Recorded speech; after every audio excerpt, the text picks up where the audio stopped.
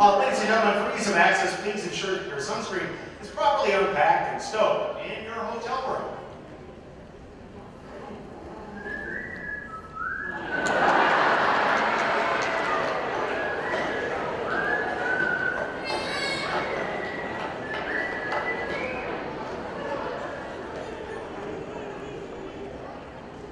Ladies and gentlemen, please pay attention to all posted signs and program notes about rooms. And some locations and sessions are reserved for specific demographics. Oh, isn't that cute? Kitty on a treadmill.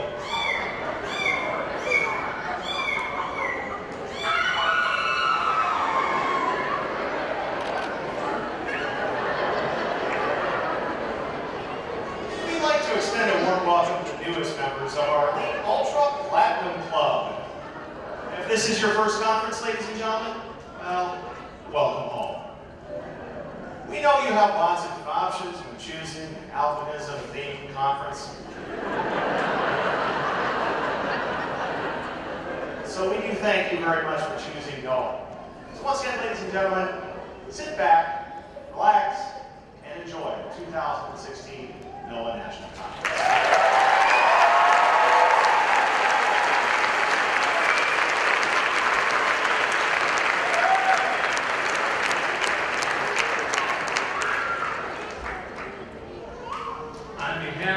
Board of Directors and staff, it is my honor to welcome you to NOAA's 16th National Conference.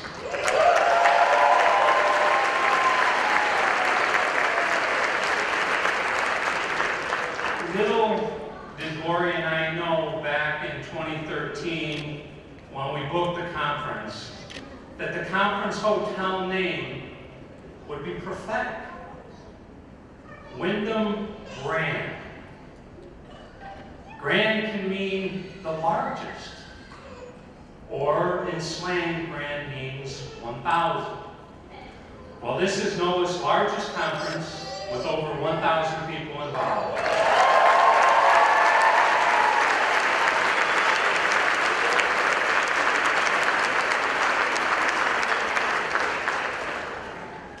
We meet in the Steel City to build bridges. Our gathering spans the distance which separates the albinism community. It is our hope that the conference builds bridges from fear and uncertainty to peace of mind and knowledge. We hope that our time together bridges us to a place of understanding and acceptance. We have lots to do this weekend, so let's get started. While NOAA focused mostly in the United States and Canada, the albinism community spans the globe. Albinism is found in all nations and in all peoples. Many of our brothers and sisters in other parts of the world face greater difficulties living with their albinism. The stigma of difference can lead not only to discrimination, but also to the denial of basic human rights and sometimes moral danger. NOAA is honored to have with us this evening. I knew I was going to mess this up. I asked her, Ikpanbosa Iro. She's better known as I think, okay?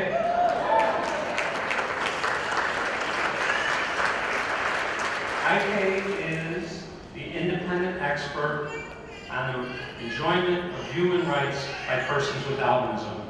Since her appointment by the United Nations Human Rights Council, IK has been a strong advocate for people with albinism around the world. Please welcome Ms. IK Hero.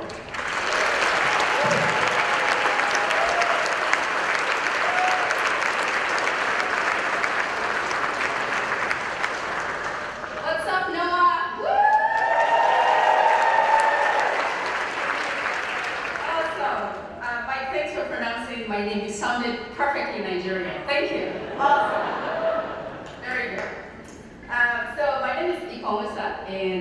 in Nigeria, it's from a tribe in Nigeria, meaning thank you God for this child. Because my mom was utterly shocked when she had me. It's like black child 1, black child 2, whoa. And then a few hours later, she's like, oh well, thank you God, so your name shall be thank you God. But people can't pronounce it, so they usually just call me IK, which is the first 2 letters. I owe a lot to Noah because the first time I came here was 2010, and after meeting so many people with albinism, I went to my room and I cried by myself. Because for me, it was closure. This was the missing piece. Everything came back to me after I was 20. I had more confidence, I had my education, I felt like, the sky was not even the limit, but something was missing, and I found that what was missing was actually meeting you all, and there's something that is family about this. And I'm sure you would agree that, coming here has something special, and there are a lot of people who cannot make it to Noah because of distance, because of lack of the expenses, and also other barriers. Some of these people are actually suffering human rights violations that you could not imagine. You might have heard about it, and I don't want to be a downer because this is the woo-hoo night, right? But nonetheless, I'm here to just make an appeal. I only have a couple of minutes, and I'm here to make an appeal to you. The United Nations created this position of independent expert, but I am not an expert. That's just what they call people in this position. I personally believe the experts are parents. You all who raise children with albinism, you are the experts. That's right, yeah, very good. Yeah, you put up with us saying, you don't understand. But anyway, so basically why I'm here is just to tell you very briefly why the UN created the post. The UN created the post, which by the way is not paid. I just want to have that on record. I do not get paid. I work for free. And the post basically is to help people with albinism who are suffering, who don't have the privileges. They don't have a NOAA, they don't have this whole reasonable accommodation, all the privileges we have. So mostly it's to help people who have human rights violations, those who are being attacked because they have albinism. Because yes, there have been people who have been physically attacked because they have albinism, and not just in Africa, by the way. There's also issues of lack of resources. So basically, this post is to help people as best as possible. But I need your help, and I don't need you to be a genius. You just need to do what you can. Something as small as raising awareness, doing something on Albinism Day on June 13, doing something in class, doing research if you're a researcher.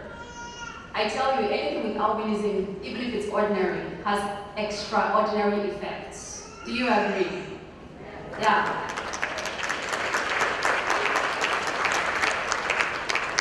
Yeah, it's true. If you meet a nurse from Virginia and she has albinism, suddenly she's different because she's a nurse with albinism and everything becomes extraordinary. So I just want to implore you to, if you can, please, you can find me on social media at UN Albinism. I really need a lot of support. Whatever you can do really helps. And a key example of ordinary work doing extraordinary things is the work of Rick Guidotti, who will be receiving an award shortly. I don't want to preempt that, but I just want to use him as an example because what he does is photography and it seems really ordinary. But there's a photo that Rick made. The photo had people with albinism from all over the world in one montage. And the photo is called Albinism Worldwide. If you have a chance, just Google it, Albinism Worldwide. This photo has worked magic. We take it to villages and show mothers with albinism in the middle of nowhere, so to speak, and say, look, you are not alone. And some of them start crying. They can't come to NOAACon, but they have this photo, just an ordinary photo. So this is the power of ordinary things. Do not underestimate what you can do and the effect it can have. 2 years ago, I got the chance to meet Pope Francis, and I asked him, could you bless the work of everyone working for people with albinism? And he said, yes, I will. What do you want me to bless as a symbol? And he blessed albinism worldwide. So there we have the endorsement of Pope Francis.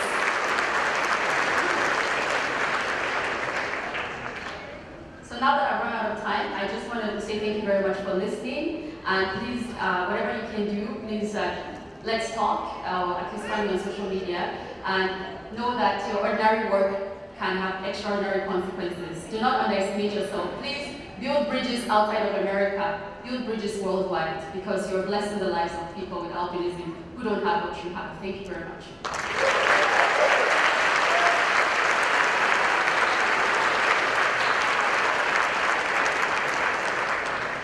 At this time, I'd like to ask Rick Wadati, Angie Kyung, and Ariel Lewis to please join me.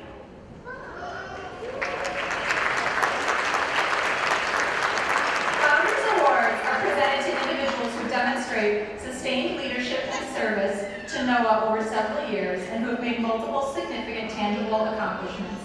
Tonight, NOAA honors someone for over 15 years of service to NOAA, the albinism community, and the world through his amazing work challenging the stigma of difference. We've asked 2 longtime NOAA members to speak about his impact on their lives and on our community.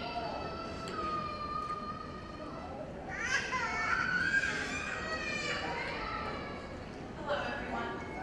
My name is Ariel Lewis, and I will be giving tribute to Rick Wadati. Rick Wadati is someone I've known since I was a child, and I've always looked up to him. And Rick is just someone that is basically has decided to devote his life to looking at beauty in such a way, beauty around everywhere around us. And it's amazing to actually experience that as a volunteer with positive exposure. And you will see how his pictures just impact you based on the photos and what they mean. Rick is someone who just lights up the room, regardless if he's taking your photo or he's talking to an audience. And honestly, those are the most captivated audiences I've ever witnessed personally. And I always know Rick is going to teach me something that I will always value and cherish for the rest of my life. Thank you, Rick, and congratulations.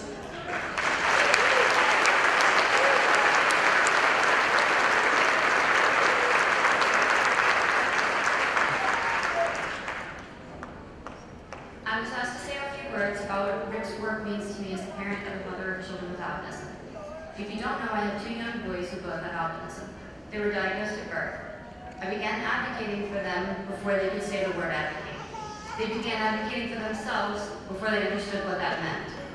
Having Rick in our lives means that the world, and his work in the world, means that we are never alone in that journey. Rick has very selflessly devoted his life to advocating not only for my children, but for all people with albinism and many other genetic conditions. Rick teaches the world through his photos, videos, and films that our children are more than their genes. They are more than the color of their hair, skin, and eyes.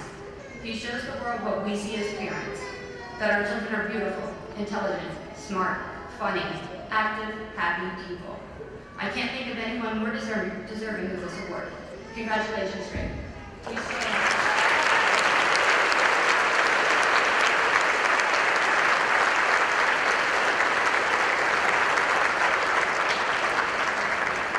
I only get 10 minutes. Hi, everybody. Well, how exciting is this? How amazing. So thank you. Thanks for this great honor. Thank you, Noah.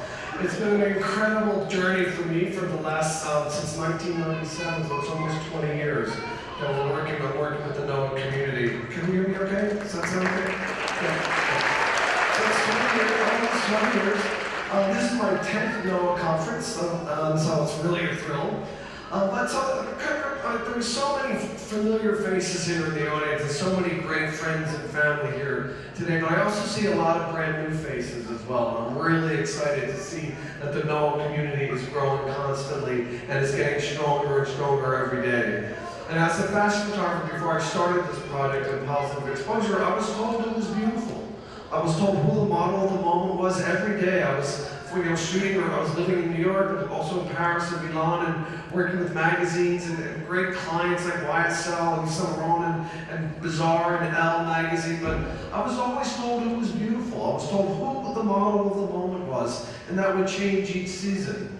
But as an artist, I never ever saw beauty just on covers of magazines. And I'm so thrilled that I didn't, because I was walking down Park Avenue one afternoon and I spotted this gorgeous, beautiful young girl waiting for a bus at the corner of Park and 20th Street. She had white hair and pale skin. She had albinism, but I didn't know anything about albinism. I knew nothing about this condition. But she was stunning, and I never met a model that looked like this girl. Before I can grab her and tell her, I have to take your photograph, you're amazing, the bus came and she got on and took off. And I always say this, I'm so grateful that the bus came because she was 12 years old and I would be in prison right now still. So it's just incredible. So when I ran in those medical textbooks at the local Barnes & Noble to get any information I could about albinism, and I saw really horrible, scary photographs. I saw the albino eye was the first photograph that I saw.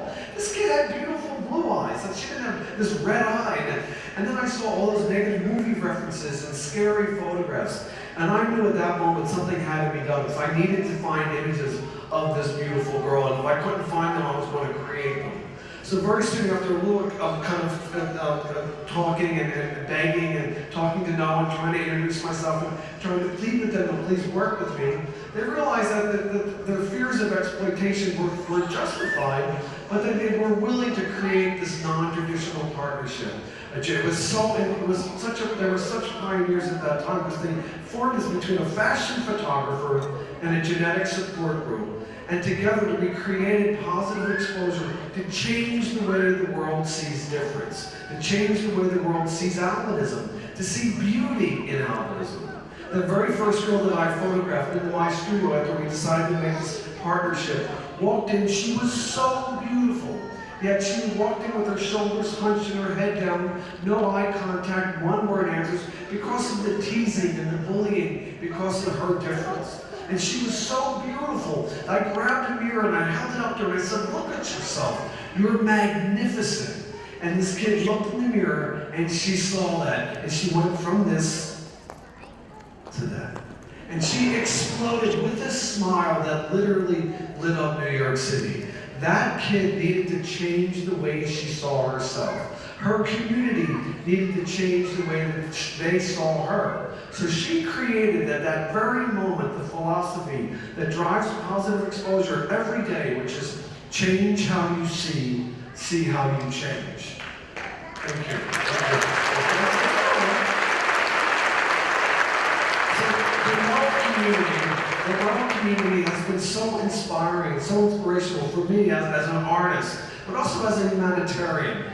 We've taken these images of albinism from around the world and have created so many opportunities to celebrate difference, to start the dialogue about human diversity, to start creating the opportunities to build a more inclusive society where all differences are celebrated.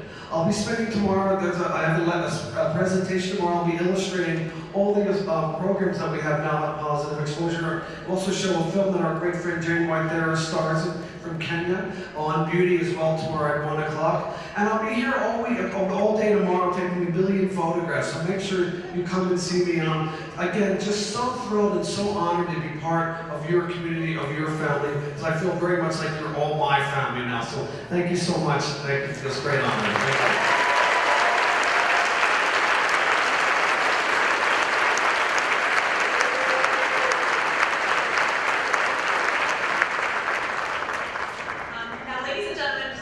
Welcome NOAA Board of Directors, Dan Oates.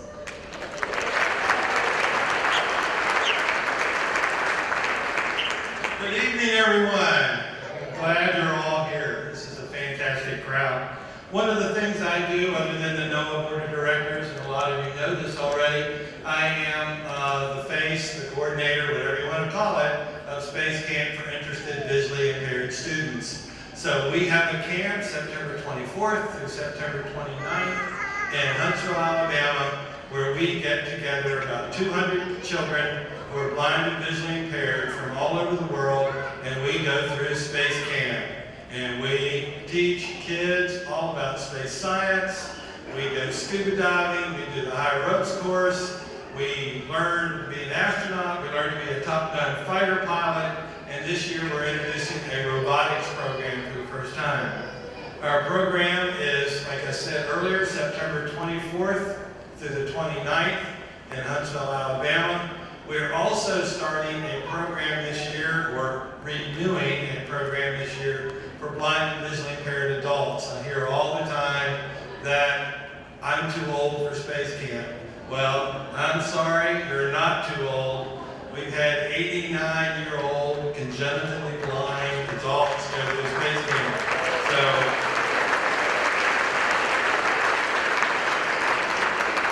you're never too old for space camp. Come on down. I'm going to be around all weekend. I have flyers that I'll give you guys if you're interested for the camp. And for children, we have children already signed up from South Africa, Belgium, Greece, Israel, Ireland, Canada, Australia, literally all over the world children are coming in.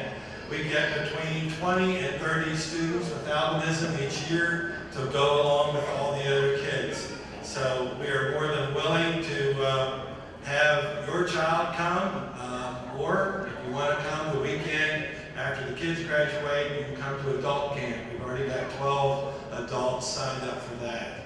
So if you're interested, let me know. We'll talk, get you signed up, and I'll tell you where to sign up. And you